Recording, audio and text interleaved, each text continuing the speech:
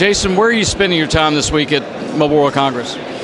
Well, we launched our BSS practice last year, or right around this time, and so this show in particular, I'm making the rounds, talking to a lot of the OSS, BSS vendors, and then trying to tie in and connect the dots between them and the IT integrators that are coming and playing an increasingly large role in that whole process. Can you summarize some of the findings?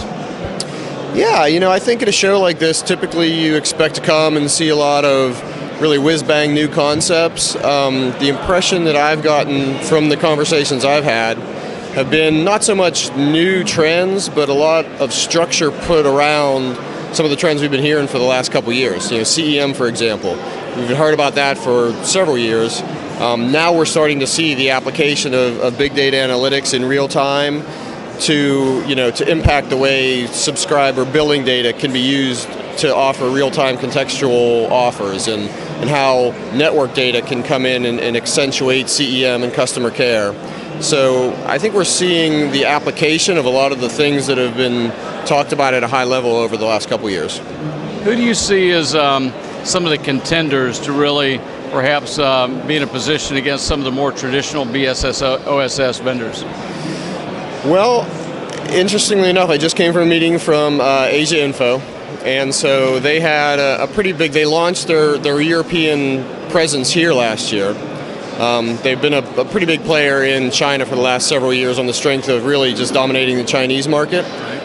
They had a big marquee win about a few months ago with Telenor to basically swap out their entire BSS system.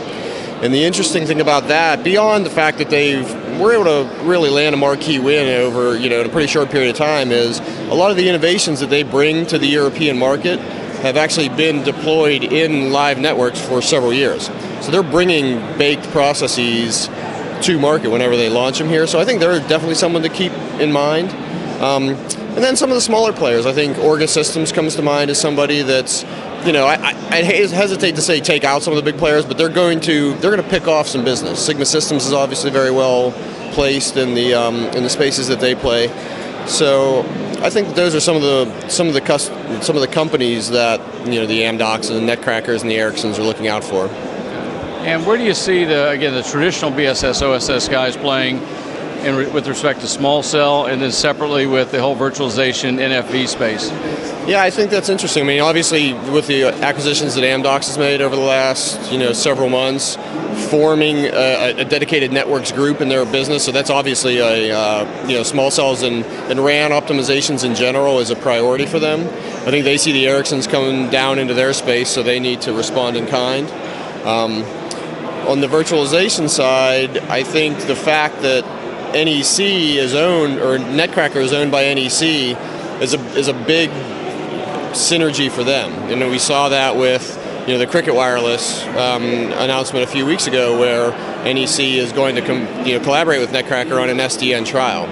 So I think just two different concepts, but the two big players in BSS are really moving into different directions or into new markets pretty aggressively.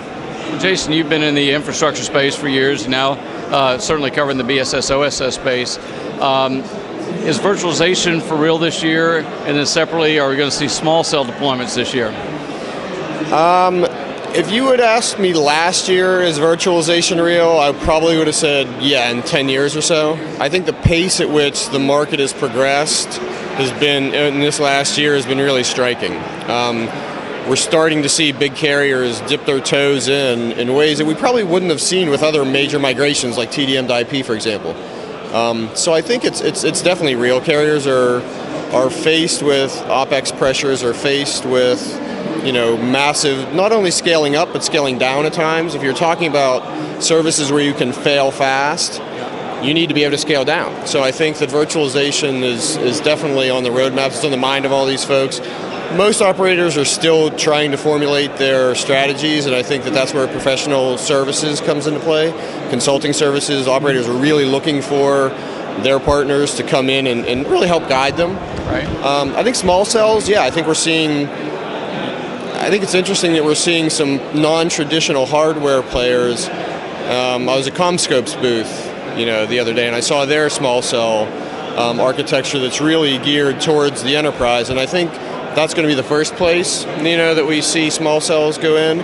But then you see things like Ericsson's doing with small cells as a service, and that's predicated basically on the fact that they're not just looking to build out, small cells in enterprises. They're looking at building small cells out not only in the buildings around it, but in town squares, and enable them to really participate in some innovative service offerings. Augmented reality, use their broadcast systems. So I think that the business models are starting to firm up beyond just the fact that we need a lot of capacity in a lot of places. So I think there's a lot of ways around that. But I think that, once we start seeing business models firm up in ways that operators can make money, potentially managed services providers make money, I think that we'll see those rollouts, within this year and next year. Jason, thanks for your time. Absolutely. Thanks a lot.